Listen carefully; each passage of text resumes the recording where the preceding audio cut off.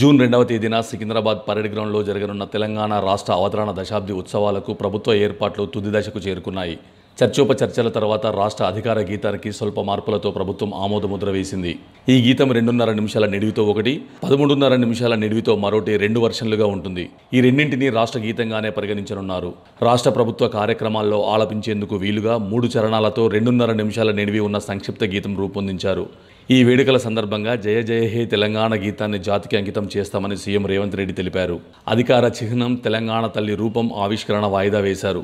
అపోహాలకు తావు లేకుండా అసెంబ్లీలో చర్చించాకే ఖరారు చేయనున్నట్లు సీఎం రేవంత్ రెడ్డి ప్రకటించారు.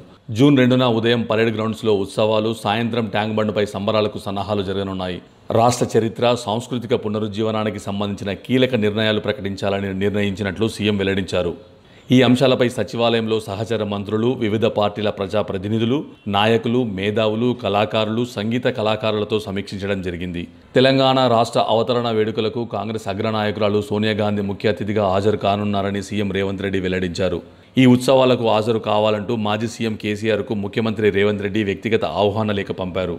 తెలంగాణ గర్వించదగ్గ మేధావి, ప్రముఖ విద్యావేత్త చుక్కా రామయ్య నివాసానికి సీఎం వెళ్లారు.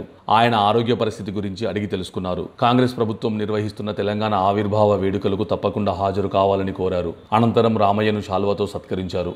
రాష్ట్ర ఆవిర్భావ దినోత్సవ వేడుకల ఏర్పాట్లపై ప్రభుత్వ ప్రధాన కార్యదర్శి శ్రీమతి శాంతికుమారి అధికారులతో సమావేశమై సమీక్షించారు.